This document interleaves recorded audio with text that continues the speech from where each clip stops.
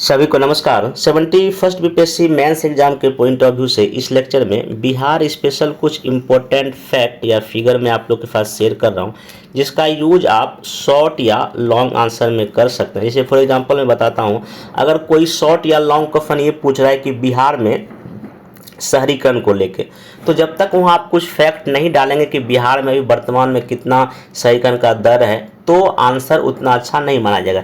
अगर मान लेते हैं बिहार में क्वेश्चन ये पूछ रहा है कि अभी जो चुनाव बिहार विधानसभा 2025 हुआ उसमें किस तरह का राजनीतिक कल्चर हमको देखने को मिला, जब तक आप ये नहीं डालेंगे कि एडीआर का रिपोर्ट ये कहता है कि बिहार में इस बार के चुनाव में जो महिलाओं का वोटिंग परसेंटेज पुरुषों से ज़्यादा रहा, या बिहार में एडीआर का रिपोर्ट ये कहता है कि लगभग 54% जो एमएलए जो है ना वो आपराधिक पृष्ठभूमि से हैं, तो इन तरह का डेटा अगर यूज करेंगे तो आपका आंसर थोड़ा सा ज़्यादा अच्छा होगा और आपको एक्स्ट्रा 1-2 मार्क्स मिलने का चांस रहता है।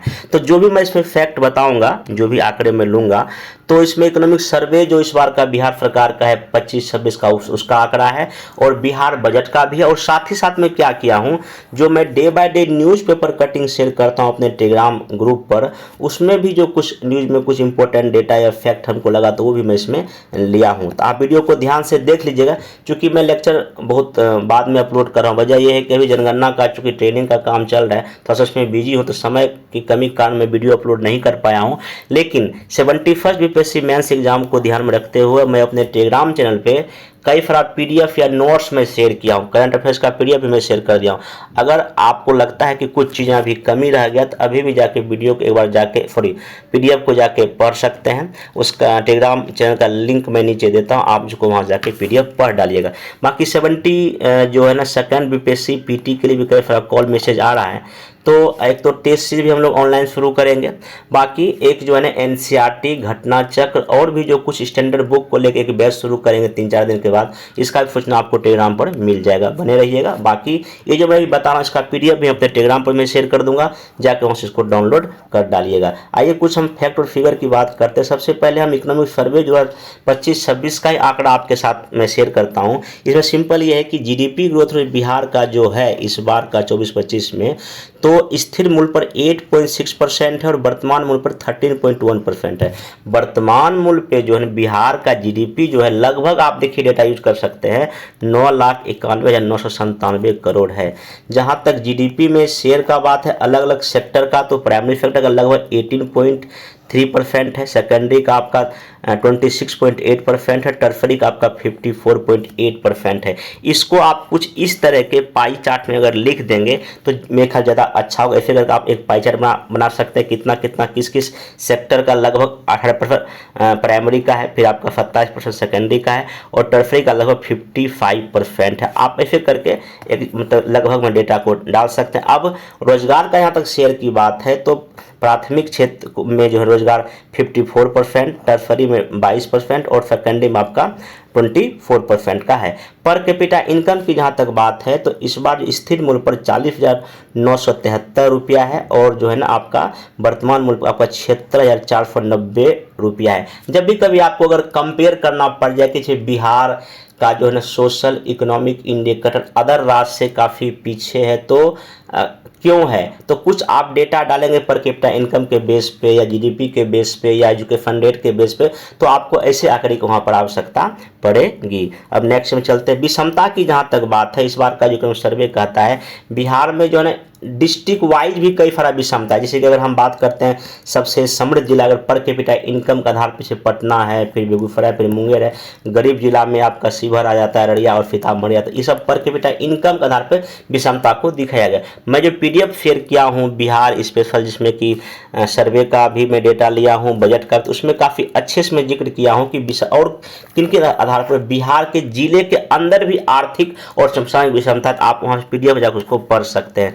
जहाँ तक जनसंख्या घनत्व है, इस बार का अनुमानित ये है कि 1366 है, ये सर्वे में कहता है, क्योंकि राष्ट्रीय जनसंख्या आयोग का एक अनुमानित आंकड़ा ये है कि लगभग इतना है जनसंख्या घनत्व। अनुमानित जनसंख्या लगभग 12.86 करोड़ हो गया है, ये सर्वे में ऐसा कहा गया। हालांकि तो 11 के जनगणना अकॉर्डिंग कुछ और है। राज्य का जो व्यय जो हुआ है 24-25 में 2.82 लाख करोड़ हुआ है, जिसमें कि सामाजिक सेवा पर 36% खर्चा हुआ है और आर्थिक सेवा पर लगभग 17% का खर्चा हुआ है। जो फसल जो सघनता है 1.52 है, ये ध्यान रखिए। अगर आपको कृषि में अगर कुछ दिखाना हो, जैसे हरियाणा सब में फसल सघनता ज़्यादा है, बिहार में कम है, आखिर क्यों कम है, तो आप जब क्यों कम है तो उसका आप फैक्टर तो लिखेंगे लेकिन हाँ उसमें कुछ अगर डेटा इफेक्ट लिखे तो आपको ज़्यादा चीज़ें अच्छा होगा। 1 हेक्टेयर से जो कम जो ज़मीन है वो 91% किसानों के पास है। ये भी एक बड़ी समस्या बिहार के साथ है। अब जहाँ तक बिजली उपभोग की बात है तो 2018 में आपको पता है कि 100% विद्युतीकरण पूरे राज्य का हो चुका है। अभी लगभग 2.16 करोड़ उपभोक्ता है बिजली का, ध्यान रखिएगा, और 374 किलोवाट पर व्यक्ति अभी खपत हो रहा है। और जो आपूर्ति 2025 में जो हुआ है पूरी बिजली का वो 8,752 मेगावाट। आप ये भी एक लगभग में डेटा याद रखेंगे, बिहार में इतना भी बिजली का सप्लाई हुआ 2025 में, सर्वे में डेटा दिया गया। अब हम बात करते हैं जो भी इलेक्ट्रिसिटी, उसमें देखिए शेयरिंग किसका, 66% ताप विद्युत से आता है, 16% सौर ऊर्जा से आता है, 12% जल विद्युत से, 6% आपका पवन ऊर्जा से आपका इसमें आता है, ये भी ध्यान रखिएगा। अब नेक्स्ट इसमें हम लोग चलते हैं कि जो अभी बिहार सरकार ने बिहार नवीकरणीय ऊर्जा नीति 2025 लाया है, जिसमें टारगेट है 29-30 में लगभग 23.968 गीगावाट जो हम नवीकरणीय ऊर्जा से बिजली प्राप्त करेंगे।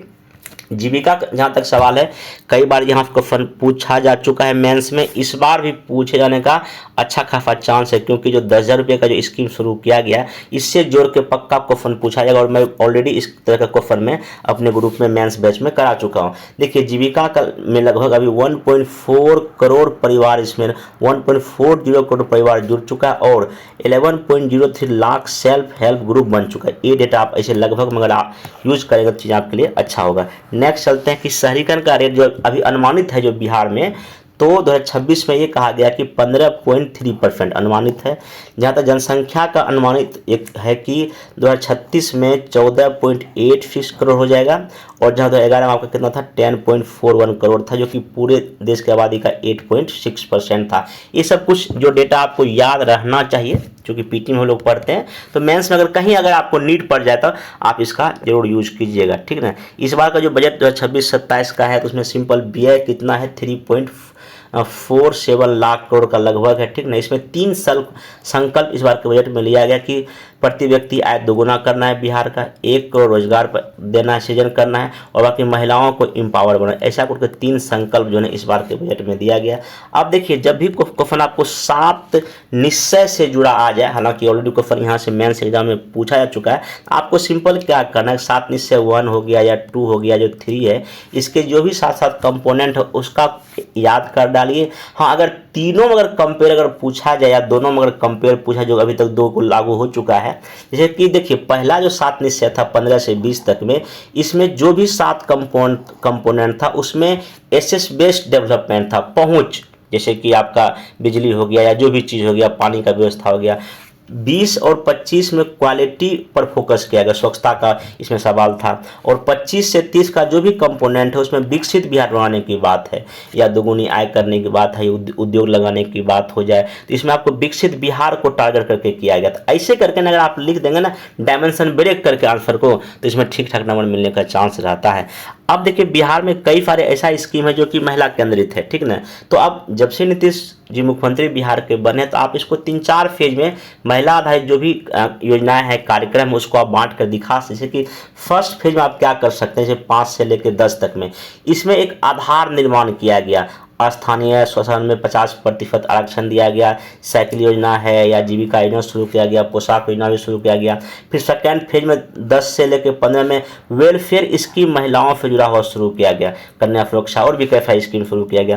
थर्ड फेज में 15 से 20 तक में सोशल एम्पावरमेंट महिलाओं को किया गया, जैसे कि शराबबंदी किया गया, सेल्फ हेल्प ग्रुप का और दायरा विस्तार किया गया, इसमें और भी दहेज प्रथा को कम करने का प्रयास किया गया, इसमें भ्रूण हत्या रोकने का प्रयास किया गया, महिलाओं को कई तरह इसमें स्कीम से जोड़ने का सरकार ने काम किया। और फोर्थ फेज जो 20 से 25 तक चला, इसमें जैसे नल का जल हो गया, उद्यमिता योजना हो गया, तो कहीं ना कहीं जो है ना ये चीज़ें हो रहा है। तो आप ऐसे करके 3-4 डायमेंशन में भी महिलाओं के स्कीम को अगर लिखेंगे ना अच्छा होगा। और अगर एनडीए की जीत या नीतीश कुमार की अगर जीत कहीं ना कहीं अगर राजनीति में हो रही है तो कहीं ना कहीं महिलाओं का एक बड़ा योगदान है। तो आप ऐसे करके चीज़ों को लिख सकते हैं। नेक्स्ट चलते हैं। अब इस बार का विधानसभा चुनाव 25 जो बिहार में हुआ है, इसमें देखिए जो वोटिंग परसेंट जो फर्स्ट फेज में आपका लगभग 65% के आसपास रहा और सेकंड फेज में आपका लगभग 69% के आसपास रहा है। एरिया का रिपोर्ट यही कहता है कि 54% जो एमएलए है आपराधिक पृष्ठभूमि से हैं और 90% जो है ना आपका जो एमएलए करोड़पति हैं। महिला मतदान देखिए 71.7 लगभग 72% के आसपास है, लेकिन समस्या ये है मात्र 12% महिला एमएलए, एक दुखद है। तो ऐसे करके महिलाओं का वोटिंग शेयर तो काफ़ी ज़्यादा है पुरुषों, लेकिन जो महिलाओं की पहुंच विधानसभा में बहुत ही कम है। इसलिए जो आपका जो नारी वंदन जो एक्ट है ये भी बिहार में मतलब पूरे देश में इम्प्लीमेंट होना बहुत ही जरूरी है। आप अपने आंसर में लिख सकते हैं। पुरुषों का देखिए लगभग 62 या 63% के आसपास जो है ना मतदान रहा। अब अगर क्वेश्चन ये पूछ दे कि बिहार के जो मुख्यमंत्री चुके नीतीश कुमार का इस्तीफा हो चुका है तो इनका उपलब्धि क्या रहा पिछले अगर 20 सालों की अगर हम बात करेंगे इनकी उपलब्धि क्या रही है। हालांकि इस तरह क्वेश्चन एक बार बीपीएससी मेंस में पूछा जा चुका है कि बिहार के वर्तमान मुख्यमंत्री की प्रमुख उपलब्धियों की चर्चा कीजिए। जब भी कभी आपको नीतीश कुमार जी का अचीवमेंट की बात अगर करें एग्जाम में, आप इसमें भी कई सारा डायमेंशन को ब्रेक कीजिए। जैसे कि अगर आर्थिक क्षेत्र में क्या उपलब्धियाँ, कृषि रोड मैप का चर्चा कीजिए, जीडीपी ग्रोथ बढ़ा है वो कीजिए, पर कैपिटल इनकम बढ़ा है, इन्वेस्टमेंट बढ़ा है, कैसे इंडस्ट्री पॉलिसी का निर्माण हुआ, कुछ एग्जाम्पल के साथ आप इसमें दिखाइए। सोशल में जब आइएगा तो एजुकेशन हो गया, शराबबंदी हो गया, दहेज प्रथा हो गया, या महिलाओं को लेकर जो चीज़ें की गई है, ठीक है, वो एजुकेशन में बहुत सारी चीज़ें रिफॉर्म हुआ है। राजनीतिक में आरक्षण महिलाओं को पंचायती राज में दिया गया, लॉ एंड ऑर्डर को मेंटेन किया गया, पर्यावरण में जल जीवन हरियाली मिशन है, और भी कई सारे ऐसे स्कीम को शुरू किया गया जो कहीं ना कहीं इनके 20 साल के प्रमुख उपलब्धियों को बताता है। आप ऐसे करके बातों को क्या कर सकते हैं, लिख सकते हैं। देखिए जब भी कभी आप आंसर लिखें एग्जाम में, चाहे वो शॉर्ट हो लॉन्ग हो, सबसे पहली बात ये कीजिए कि जो भी क्वेश्चन है, ठीक ना, उसके की टर्म को आप अच्छे से पहचान लीजिए, आइडेंटिफाई करिए। एक बार पढ़ना पड़े, 2 बार पढ़ना पड़े, 3 बार तक पढ़िए। 3 बार जब पढ़ लेंगे ना, उसके सारे की टर्म आपको जो उसको अंडरलाइन करके आइडेंटिफाई कर डालिए और तुरंत ही जो है ना बहुत ही 10-15 सेकंड में ना एक थोड़ा सा प्लान तैयार कीजिए, हाँ इसमें क्या क्या हम कैसे कैसे लिखेंगे। अगर वो हो जाएगा तो आप चीज़ें बेहतर कर पाएंगे एग्जाम हॉल में। ये काम आप शॉर्ट आंसर में कीजिए, लॉन्ग में भी कीजिए, और निबंध में तो आपको 15-20 मिनट तक तो यही काम करना है। रफ वर्क निबंध में सही ढंग से कर डाले तो आपका वहाँ निबंध बहुत अच्छा लिखा जाएगा। तो बहुत परेशान नहीं होना, जो भी आपके पास 3-4 दिन का समय बचा हुआ है, जो भी आपने पढ़ा है उसको मल्टीपल टाइम रिवाइज कर डालिए। कुछ इंपॉर्टेंट जो पॉइंट है करंट अफेयर्स में, जैसे कि IR में हो गया या नेशनल जो भी है मैं PDF शेयर किया है, उसके कुछ की टर्म को आप 3-4 दिन रिवाइज कर डालिए। बहुत कूल रहिए, कोई दिक्कत नहीं होगा। हाँ, DI को काफ़ी बहुत ही केयरफुली सॉल्व करना है। चारों क्वेश्चन को अच्छे से देखिए, कौन सा DI हमसे अच्छे से सॉल्व हो जाएगा तो उसको आप जो है ना उसको अटैम्प्ट लीजिए। बहुत हड़बड़ नहीं होना है, कैलकुलेटर का प्रयोग कीजिए अच्छे से, और कोशिश करिए DI लगभग आपका 45 या 50 मिनट में अगर सॉल्व हो गया, बाकी आप आराम से हिस्ट्री और करंट अफेयर्स के क्वेश्चन को बाकी भी बचे समय में लिख सकते हैं। क्वेश्चन को छोड़ना नहीं है, जो भी कुछ आता है उसको सिस्टमेटिक ढंग से अपने कॉपी में उसको क्या करना है, लिख देना है। इसको कीजिए। बाकी अगर कुछ भी अगर कोई दिक्कत हो तो कमेंट में कीजिएगा, मैं कोशिश करूँगा उसको सॉल्व करेगा। बाकी फिर वही कि जो भी 71st का PDF है मैं टेलीग्राम पर शेयर कर दिया, आप टेलीग्राम जाके ज्वाइन कर डालिए।